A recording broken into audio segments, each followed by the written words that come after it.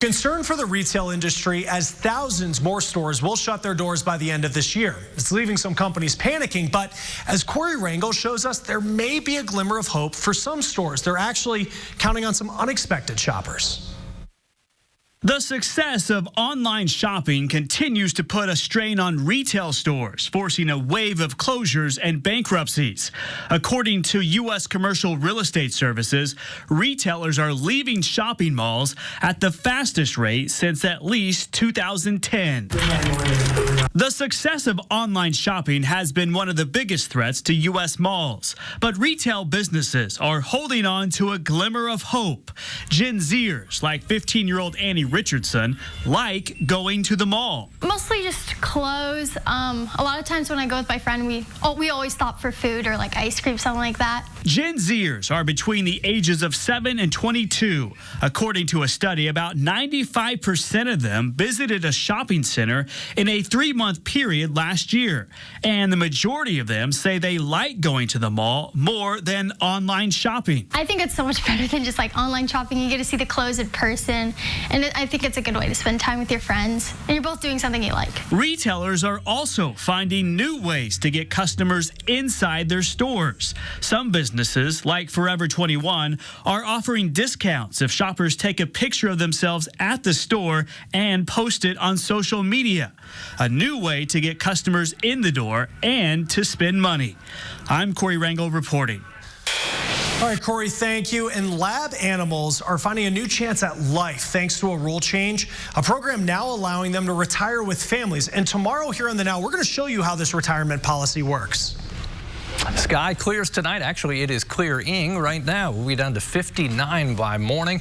Our most refreshing start in quite a while. 81, the modest high temperature tomorrow. That comes with lots of sunshine. Nothing changes, although we get just a little bit warmer as we go through the rest of the 4-day forecast. This warmth late week, though, comes without much in the way of humidity. Overnight lows are still very comfortable. Great way to start the week. That's all for the Now Indy. The news at 6 starts right now. This is RTV6 News at 6, working for you. Mathematics, American history, and changing bullet wound bandages. Those were some of the lessons taught inside of an Indianapolis classroom last year. Now, as this school year approaches, a local teacher is begging for something to change. It's really benefiting our family in just like several ways. With pre-K programs starting up next month, we are working for you to help you find out if your child can receive it for free. The feds announced a major settlement in the Equifax data breach. Call 6 Investigates is working for you to find out how you can get your money. Good evening to you. Here at 6 o'clock, we begin tonight with an urgent plea from an Indianapolis teacher who is fed up with the city's gun violence problem. She works at Phelan Leadership Academy and says that 2 of her students almost died. Now she wants city leaders to do something to ensure the safety of students on the Far East Side. RTV6's Cameron Riddle listened to her concerns. The job of a teacher is already complicated, but for teachers like Jennifer Nagel, the lessons in her classroom have become unusual. I'm up at the front of my classroom here talking about the United States fighting for its independence and declaring it in 1776, and I've got this great 13-year-old boy desperately trying to take notes with a hand that's been all bandaged up with a gunshot wound. Nagel has been a teacher for 24 years, leading classrooms in both Chicago and Indianapolis. While each year brings its own set of challenges, this past year, teaching on Indy's Far East Side came with something new. I've had 2 8th graders in just my homeroom shot this year. Shot. 14, 13 years old, and they shouldn't have to live through that. They're kids. Both of the boys were outside their own home in the middle of the afternoon on a weekend. After teaching at the former John Marshall High School, Nagel knows the East Side well and has seen the area change. But after nearly losing 2 students in the same year, she wonders why positive change isn't being brought to the East Side. My own children go to school in Noblesville and were in the schools last year when the horrible school shooting happened. And it was a crisis in Noblesville, as of course it should be. It was a crisis. Overnight, the schools changed. The community came together. There were rallies. There were parades, and things changed. Why isn't that happening here in Indianapolis? Nagel says in an area already struggling, her students need extra help. She says the school is the last place truly serving the Far East Side. There's no grocery stores. There's no places for the kids to hang out. This is their safe spot. Many of Nagel's students live inside the boundaries of Indianapolis public schools. But now that John Marshall and Arlington high schools have been converted to middle schools, the nearest option for many high school students is Arsenal Tech High School in downtown Indianapolis, 13 miles away. As the new school year is days away, Nagel is pleading for someone to help and care about the kids on the Far East Side. Where is the rest of Indianapolis? Where is the mayor? Where are elected officials? Come out and see us. Talk to our students. Ask them what they need. Come out and help us help them. Working for you in Indianapolis, Cameron Riddle, RTV6. And RTV6 has taken her questions directly to Mayor Joe Hogshead's office for his reaction to Nagel's request for help on the Far East Side. We will let you know when we hear from the mayor's office. Now, the former IPS Teachers Union president pled guilty today to federal charges of embezzlement. Investigators say 54-year-old Ronald Cornett embezzled over $100,000 from the Indianapolis Education Association. They say this happened from November 2013 to her resignation in November of last year. Cornett faces up to 20 years in prison and a fine of up to $250,000. Now to your Storm Team 6 forecast, and that oppressive heat is over. We're about 20 degrees cooler than yesterday. The rain ushered in the change, and now the rain is on its way out. Chief Meteorologist Kevin Gregory is tracking what's ahead for you tonight. Kevin. And I'm hiding something from you, Mark, and I'm just wide enough to do it. 58, that'll be our coolest morning ahead. We'll match that with a day of the week coming up. Temperatures will, by the end of the 7-day forecast, push close to 90, but that comes with a caveat, and I'll share that with you in a minute. Okay, the lingering showers, and they're leaving from Richmond to Connorsville. They'll roll through Liberty, and those that are out fishing on Brookville Lake may have some showers. And you can see not following behind, the skies are starting to clear, which is good news as we go through the evening hours. Winds of change are blowing. These north-northwest winds bringing in the cooler temperatures and the noticeably drier air. Temperatures to the east under the clouds and showers closer to 70, while in western Indiana, 78 or so. Our humidity will be at the bottom of the scale for a while, in contrast to last week. Temperatures will start to warm up, but we'll focus on humidity levels and what's in common for each day in the 7-day forecast coming up. We'll see you soon, Kevin. Thank you. How does free pre-K early education sound? Well, back to school is just around the corner, and with pre-K programs beginning next month, RTV6's Stephanie Wade has important information on how you can get this education paid for and if you qualify. There's even some big gold in here. It's really benefiting our family in just like several ways. Let's face it, childcare is expensive. And that includes pre-kindergarten schooling. We all know it takes two incomes a lot of times to run a home, and so that extra expense for childcare just kind of deter you from wanting to seek out, facilities and centers. But thanks to On My Way Pre-K, Lisa Lawrence's granddaughter Giselle is getting what's considered a high-quality pre-K education for free. She'll be a step ahead of the game, and she'll be able to keep up with her peers when she starts kindergarten. It's helping our family financially, of course. On My Way Pre-K is a relatively new state-funded program that gives low-income families access to a pre-K education. Parents are able to work or go to school, and the ability to do that really impacts both generations, both the parents and the children. And it's not just any education, but the best in the state. There are 4 levels within Indiana, and we consider anything that's a level 3 or 4 to be high quality. Now, if you're wondering if you qualify for this program, your child must be 4 years old by August 1st. The parent must be working, going to school, or attending job training. And let's just say on average, for a family of 3, you must make no more than $2,200 a month. Children who have been enrolled in a high-quality pre-K program are more likely to have some basic content knowledge around literacy and math. They are able to do things like problem solve, to persist when they have a problem. And most importantly, they know how to get along with others. And then give it back. Working for you, Stephanie Wade, RTV6. Good to see you there. To search for providers near you, we have a link right now on our website at theindychannel.com. There is no deadline to apply, but there are limited funds for families to receive this assistance, so apply as soon as possible. We will attach a link to that as well. The Federal Trade Commission announced an historic settlement today in the 2017 Equifax breach that impacted nearly half of all Americans. And the Credit Bureau is accused of failing to secure your personal information, including social security numbers, dates of birth, and other personal info that can lead to identity theft. Call 6 Investigates Kara Kenny is working for you tonight to find out how much money you can get and how you can get it. Kara. Mark and Amanda, Equifax has agreed to pay up to $700 million as part of this settlement. A big chunk of that money will go to consumers like you that were impacted as part of what's called the most dangerous data breach in history.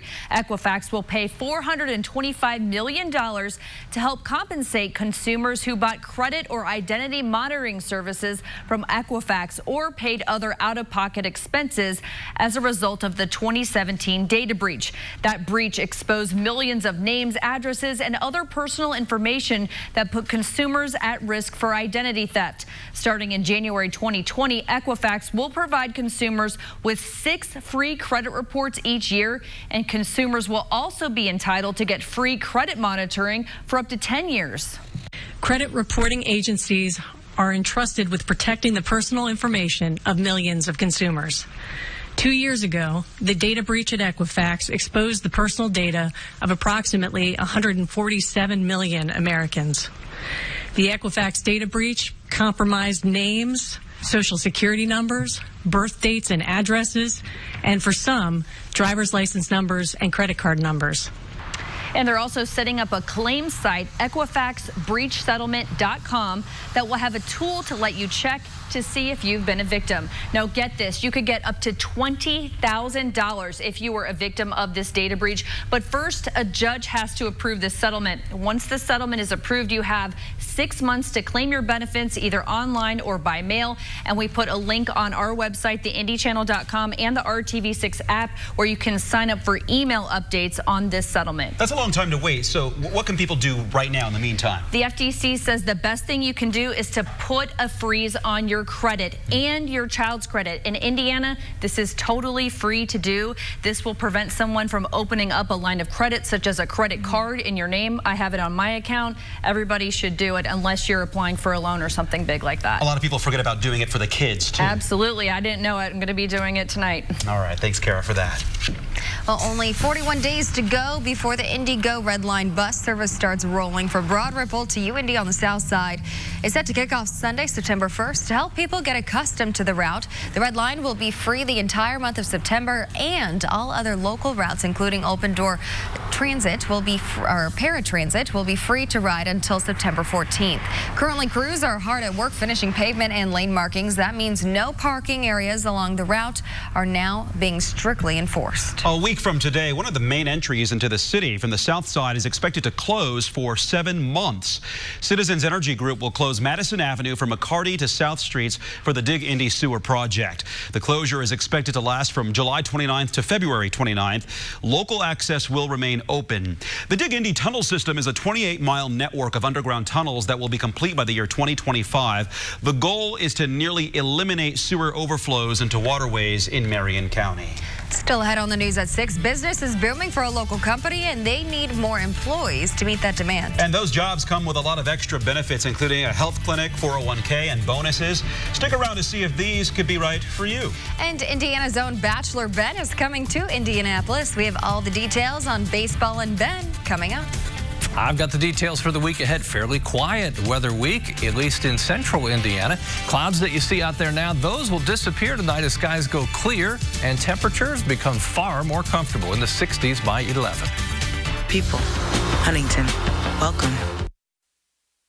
This is RTV6 News at 6, working for you. RTV6 is working for you and helping to get results for a Northeast Side woman whose roof has been leaking for several months. Her landlord had not fixed the problem, so she asked us for help. We have an update for you after our story aired Wednesday. We contacted the property manager who told RTV6 they would replace the roof and are gathering bids now from contractors to do the work. Today, the problem, to fix it temporarily, they filled the hole on the roof with cement. We will stay on top of this issue until the woman's home is in safe condition. Hiring Hoosiers is RTV6's initiative focused on helping you find the right employment, resources, and opportunities to further your career. A high-performance magnet manufacturer with deep Hoosier roots is looking to hire more employees that will stick around and take advantage of their downtown location. Chances are you've gone right past Thomas & Skinner. It is located right off the Monon Trail. They produce the magnets that help commercial airplanes function and are used in defense weapons systems. The magnets are exported across the globe, which means business is booming for the company, and they need more employees to match that. It's hard to find skilled machinists, number one. Other people that want to work in manufacturing.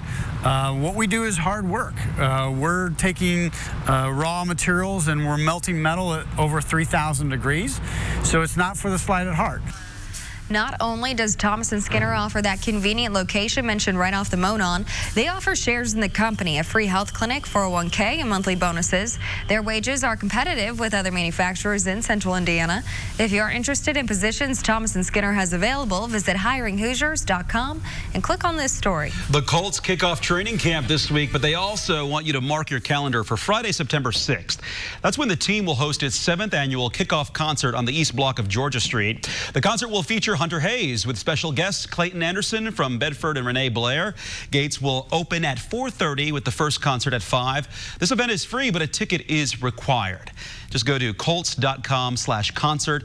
The Colts open the season at the Los Angeles Chargers on September 8th. And it may be hard to find a better week to open training camp. Look at this. As you go right through the rest of the week and into the weekend, you get the theme there in a hurry. We're starting another dry stretch and relatively comfortable stretch. The humidity will be way down. Temperatures below average for a while. They'll climb back up to the 90-degree mark by the end of the 7-day forecast, but they'll do that without much in the way of humidity.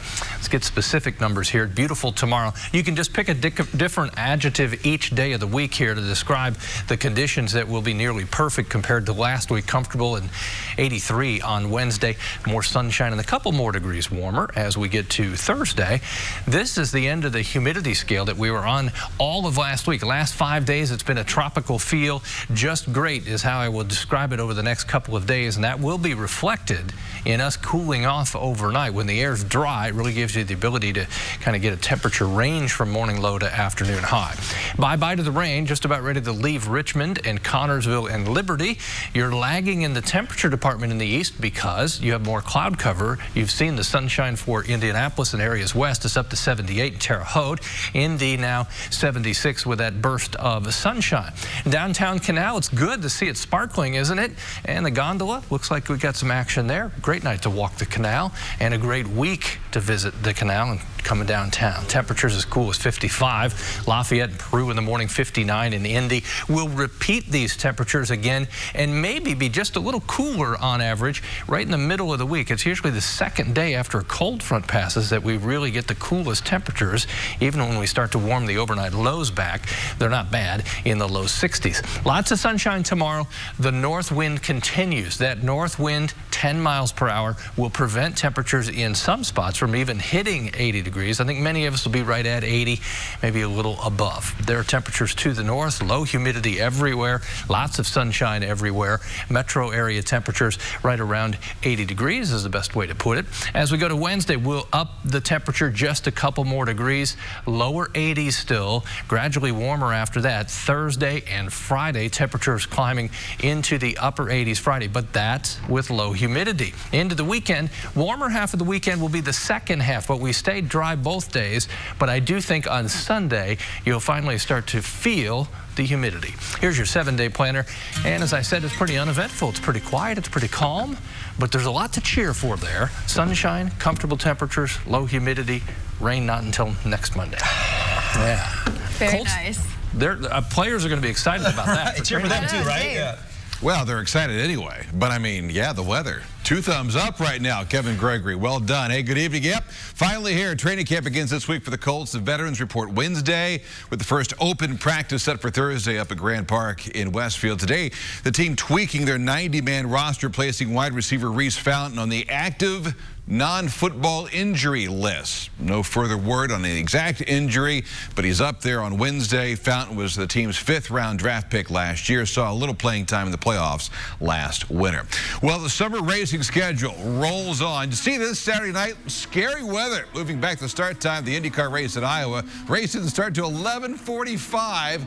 Indy time that night, but it was worth the wait for Joseph Newgarden. He got around his teammate Will Power, didn't look back from there, led 245 of the 300 laps, had to hold off a charging Scott Dixon in the end. It's his 2nd win in 3 races over at Iowa. I love Iowa. Let's have like what is it? 6 Iowas on the track. What's great about Iowa, though, I love driving it, and I think I do well here, but it's probably the best short track that we go to. You got multiple lanes. You can race here. You know, it's a fun race. Yeah. And not that we don't have fun races other places, but this is just, I think, the best that you're going to get for short oval racing. It was pretty good. 12 races down, 5 to go. Newgarden with 4 wins this season and put a gap between himself and Alexander Rossi. He's up 29 on Alex, 58 on his teammate Simon Pagenaud. Up next, the historic Mid-Ohio sports car course. Of course, we'll have coverage throughout the weekend here in RTV6. Meanwhile, down on the dirt, Indiana Sprint Week has reached the halfway point. 4 races down, 4 to go. The man that led a ton of laps at Gas City last Thursday night is Greenfield's C.J. Leary. And despite not winning a race yet this week, he leads the overall Sprint Week points title. Leary finished 2nd in a photo finish right there to Shane Cottle Thursday night, but he leads Chris Wyndham by 11 points. Brady Bacon is 3rd, 21 points behind. I think the Indiana guys kind of have an advantage over everybody else. This is our home turf, and you know, I think we are the best in the business when it comes to sprint car racing on the non-wing side of things. And with the race for the lead starting to heat up. So we're the point leader, and once you get that point lead, it makes it tough for the guys running 2nd and 3rd, which is Chris and Brady right now, and makes it tough for them to gain points on you as strong as we've been running. So I can't complain. A good start for these guys. Remaining schedule, here you go. 2 nights off before hitting the action track in Terre Haute. Thursday, they're Lincoln Park in Putnamville. Bloomington Friday wraps up Saturday night down in Hofstadt. Biggest week of the year, sprint car racing right there. Meanwhile, down on the farm, Indians hit the road for 6 straight, beginning the 3-game set in Syracuse tomorrow night. Tribe return home a week from tonight against Columbus. And a little history in South Korea over the weekend. The Swimming World Championships with 2 IU swimmers making up the gold medal team, which won the 4x100 free. Blake Pierno and Zach Apple with 2nd and 3rd stages here. You got to go back 40 years the last time 2 IU swimmers helped win gold. So shades of the great era of Doc Councilman down in Bloomington. Hey, finally tonight, first and foremost from Grand Park in Westfield. This is the 9th grade national championships over the weekend. Into the 3rd quarter from nearly full court. Christopher Norman from BABC. Summer basketball at its best up in West. Here's another look. No time to think, just grab it and shoot. Maybe a sign of things to come for that young man. Hey, tonight at 11 o'clock, 2-man golf competition worth $50 grand up at Top Golf in Fishers. Brad Brown will be there. We'll see you tonight on the news at 11. Day at Ashley Home Store. This is home.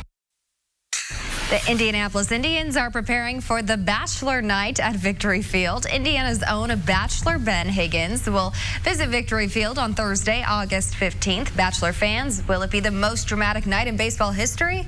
We shall see. Ben, who is from Warsaw, was ABC's Bachelor in 2016 and chose Lauren, but they later broke up. Fans can meet him before the August 15th game against Rochester from 5:30 to 6:30 in PNC Plaza near Center Field. The IU grad will also throw out the first pitch. $1 from each ticket purchase with promo code BACHELOR will go to Ben's generous movement, which is designed to create and multiply good in the world. What would you ask him in Center Field? I have so many questions. Right. So many questions. So it'll be the most dramatic first pitch ever. Yes, right. Exactly. No question about it. All right, I don't need to pitch this, sell it to you. Look at how beautiful it is outside. Perfection has arrived. Oh, it does look good. I like it. World News is up next.